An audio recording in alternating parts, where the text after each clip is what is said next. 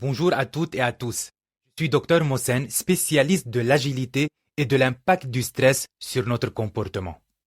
Aujourd'hui, je vais vous partager comment notre pédagogie unique peut faire de vous un Product Owner certifié niveau 1 sans stress et sans perdre du temps. Depuis 2018, nous avons aidé plus de 5000 personnes à atteindre leurs objectifs. Nous disposons de plus de 500 avis 5 étoiles sur plusieurs plateformes, que ce soit Google ou bien Trustpilot. Pour qui est ce cours? Ce cours est pour les chefs de projet, les PO, Product Owner, ou PM, Project Managers, les personnes engagées dans des équipes agiles telles que les BA, les Business Analysts, les QA, responsables qualité, les développeurs, les team leads, les gens en reconversion professionnelle, et même les sceptiques qui doutent de l'efficacité de l'agilité et des certifications. Nous avons tous essayé différentes solutions. Peut-être avez-vous acheté des modules de e-learning en ligne pour vous former, mais honnêtement, c'est parfois ennuyeux et peu engageant. Ou vous avez peut-être passé des jours en formation sans vraiment comprendre comment appliquer les concepts au quotidien. Certains ont même préparé seuls la certification en naviguant en ligne, submergés par la quantité d'informations inutiles, le stress et sans un réel accompagnement. Au final, ça reste théorique et la pratique est souvent différente. Face à ces difficultés, nous avons mis en place une pédagogie innovante, testée et approuvée par des milliers de certifiés. Voici ce qui vous attend dans notre parcours de formation. 1. Une formation interactive et modulaire. Un parcours en e-learning engageant avec des courtes vidéos suivies de quiz interactifs pour ancrer chaque concept et valider vos acquis à votre rythme.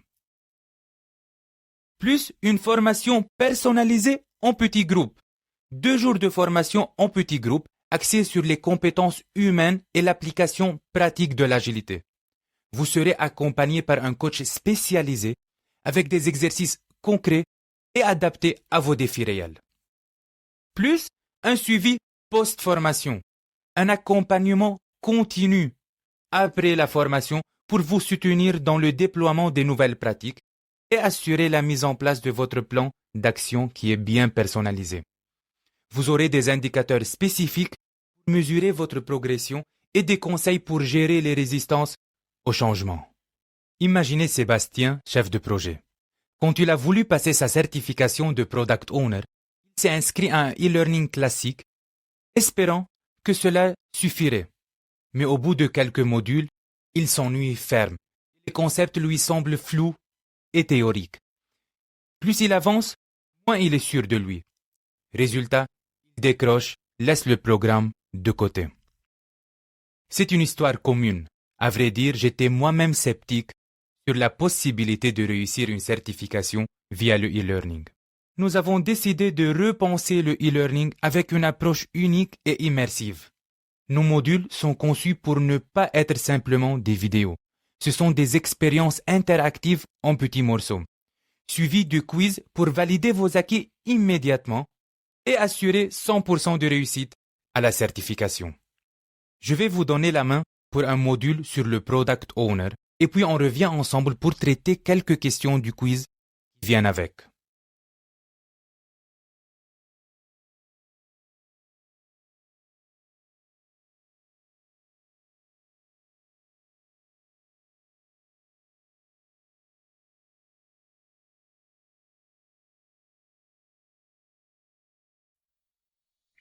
Notre plus grand challenge dans ce cours, c'est le framework Scrum.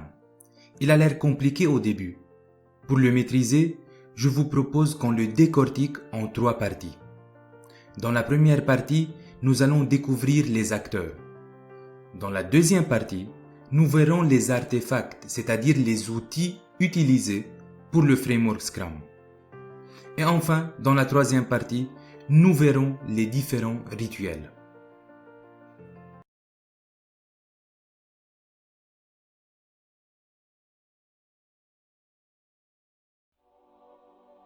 Commençons avec les acteurs. Combien d'acteurs existent dans Scrum? Prenez quelques secondes pour y réfléchir. J'imagine que vous avez cité le Product Owner. C'est correct. Les développeurs, Correct. Le Scrum Master, pareil, c'est correct. Mais avez-vous pensé aux parties prenantes? On les appelle les stakeholders. So guys, il existe deux grandes entités. La Scrum Team, qui contient le PO, les devs, les développeurs et le Scrum Master. Et la deuxième grande entité, c'est les stakeholders.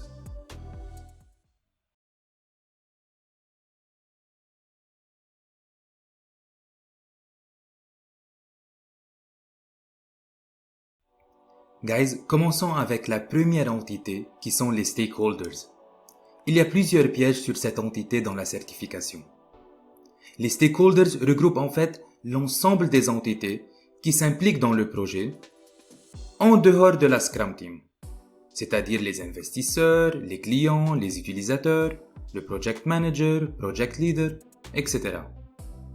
À savoir que pour la certification, toute entité qui s'implique dans le projet et qui ne fait pas partie de la Scrum Team, considérez-la comme un stakeholder.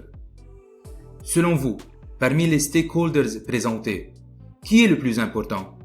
Prenez quelques secondes pour y réfléchir. Le plus important, c'est le customer ou le user. Pourquoi? Car le user nous donne des feedbacks et ces feedbacks sont importants pour le processus d'amélioration continue.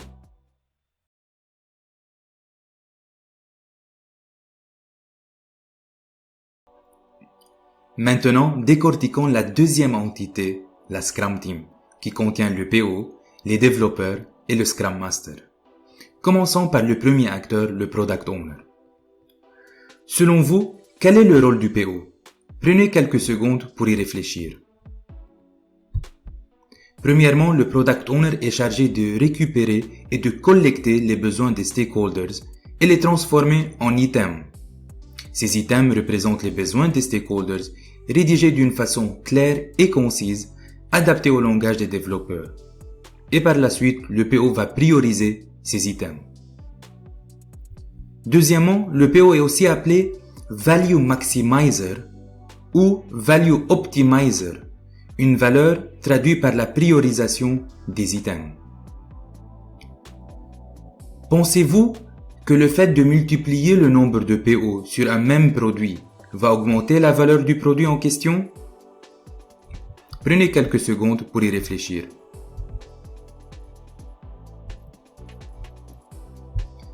La réponse est non. Pour un produit donné, il y a un seul PO en charge. On ne peut pas avoir plusieurs PO pour le même produit. Pourquoi? Car qui dit plusieurs PO dit plusieurs visions.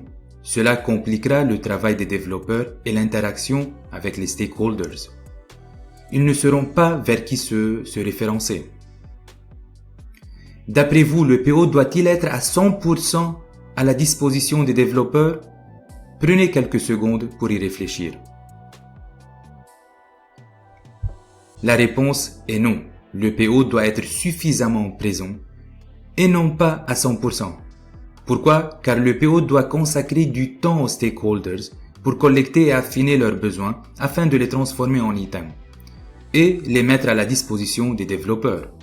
Le PO n'est pas un babysitter ou un dev-sitter. Une autre question, est-ce que le PO peut déléguer ses activités? Prenez quelques secondes pour y réfléchir. La réponse est oui. Le PO peut déléguer ses activités, mais il en reste toujours responsable. Notez bien qu'on ne délègue que les activités pour lesquelles nous sommes 100% responsables.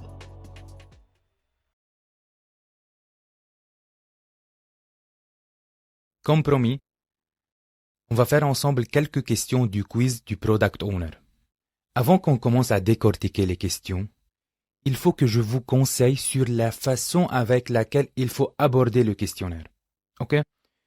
Ce qui est plus important que la question, c'est le sous-intitulé. Le sous-intitulé qui indique combien de bonnes réponses il y en a. Il faut toujours commencer par ça. Parce que ça va nous indiquer s'il y a une réponse, deux réponses, trois réponses ou choisir plusieurs réponses, ça dépend. Il faut toujours commencer par ça. Let's go. Parmi les parties prenantes suivantes, laquelle le product owner doit-il prioritairement satisfaire? Les utilisateurs finaux du produit? Les users? Est-ce qu'on a parlé des users? Oui, on a vu ça. Apparemment, ils sont très importants. Pourquoi? Parce que ce sont eux qui nous donnent les feedbacks. Pas mal. Les cadres exécutifs, je préfère la A. Le propriétaire de l'entreprise ou les actionnaires, le CEO ou les stakeholders, ils sont importants. P et C sont importants. Mais les utilisateurs, les users, sont les gens les plus importants pour nous en tant que PO. Pourquoi? Parce que ils vont nous donner des feedbacks. Et ça, c'est très important. OK? Choisissez la meilleure réponse. Donc, une seule bonne réponse. Quelle description correspond le mieux au rôle du product owner? Réponse A. Est-ce qu'il est protecteur du périmètre? Non, on n'est pas à Game of Thrones. 2. Collecteur de besoins. Ça pourrait l'être. C'est pas mal. On va la mettre à côté. Maximisateur de la valeur. Bien évidemment, c'est maximisateur de la valeur. Le rôle du product owner ne se limite pas uniquement à collecter des besoins. OK? C'est très important à comprendre. Son rôle, c'est de maximiser la valeur. Value maximizer or value optimizer. OK? Question 3. Choisissez la meilleure réponse. Donc, il y a une seule bonne réponse. Combien de temps un product owner doit-il passer avec les développeurs? Est-ce qu'il doit passer 100% de son temps avec les développeurs? Je pense pas, on a déjà vu ça dans le e-learning. Il n'est pas un babysitter, il n'est pas un dev-sitter. Ça, c'est important. Il a d'autres choses à faire. 50%, là, ça n'existe pas une loi qui dicte combien de temps. Suffisamment pour qu'il ne soit pas surpris par la valeur livrée. J'aime bien ça, on va la mettre à côté. Qu'il est suffisamment présent, c'est pas mal. Autant de temps que l'équipe demande sa présence. Réfléchissons un peu. Imaginons que vous tombez sur des gens dans une équipe de développement qui ont une personnalité dépendante. Monsieur le PO, regarde qu'est-ce que j'ai fait. Madame la PO, regarde qu'est-ce que j'ai fait. Regarde, ils ont besoin toujours de validation. Il faut les accompagner, mais pas tout le temps. Okay? Il faut savoir comment les responsabiliser. Ça, c'est très important. Donc, autant de temps que l'équipe de développement demande sa présence, j'aime pas cette réponse, donc je vais prendre la C. Quelle tâche le product owner peut-il déléguer? Là, vous voyez, je viens juste de faire une bêtise. Il faut pas faire ça. Il faut toujours commencer par choisir la meilleure réponse. Ok? Ça, c'est très important. Choisir la meilleure réponse, une seule bonne réponse ici. Quelle tâche le product owner peut-il déléguer? Donc, je me rappelle bien du cours, on a dit que le product owner ne peut déléguer que les choses pour lesquelles il est à 100% responsable. Voyons voir. A. Assister à des réunions. Est-ce que le PO peut déléguer d'assister à des réunions? Est-ce que le PO il est 100% responsable d'assister? Non. Non. J'aime pas cette réponse. Rédiger des user stories. On pourrait être tenté par la choisir, mais le piège ici, c'est que user stories, c'est un format de rédaction des items. OK? On n'est pas obligé de rédiger les items uniquement en format de user stories. OK? Donc, je vais l'éliminer. Je prends là, c'est prioriser le product backlog. Donc, je vais réfléchir. Est-ce que la priorisation du product backlog, c'est 100% la responsabilité du PO? Dans ce cas, oui. Donc, oui, on peut la déléguer. Je prends la C. Bien évidemment, vous, lorsque vous allez traiter le questionnaire, vous allez cliquer sur l'ensemble. Après, vous allez envoyer les réponses et vous aurez les explications détaillées pour chacune des réponses en détail. En conclusion, ce n'est pas un e-learning classique. C'est une expérience interactive, engageante et concrète qui vous assure une montée en compétences immédiate tout en vous préparant à la certification de manière sereine. Laissez-moi vous présenter l'histoire de Sarah. Sarah est une product owner compétente sur le plan technique, mais elle a toujours douté de ses compétences en communication et en leadership. Elle pensait que pour devenir une product owner accomplie, elle fallait avoir une personnalité charismatique et des qualités naturelles de leader. Cette croyance l'a freinée dans son travail au quotidien, car elle hésitait à s'impliquer davantage dans les décisions stratégiques et éviter les discussions importantes avec les parties prenantes. Un jour, Sarah m'a confié: je n'ai pas les qualités personnelles pour réussir. Je ne suis pas un leader naturel. Et chaque fois que je dois gérer un conflit ou présenter une idée forte, je me sens démuni. Sarah avait peur de ne pas être faite pour ce rôle, ce qui limite son impact au sein de son équipe et réduisait sa confiance. C'est là que nous lui avons proposé la continuité de notre programme avec une formation personnalisée de 2 jours en petit comité, axée sur les compétences humaines spécifiques au product ownership. Ce programme ne vise pas simplement à enseigner des techniques de communication, mais à aider chaque participant à identifier ses forces et à les transformer en atouts de leadership. En suivant ce coaching avec des exercices pratiques et des mises en situation, Sarah a appris à gérer les conflits de manière constructive, à développer sa capacité à influencer sans imposer, communiquer avec assurance même lors des discussions difficiles.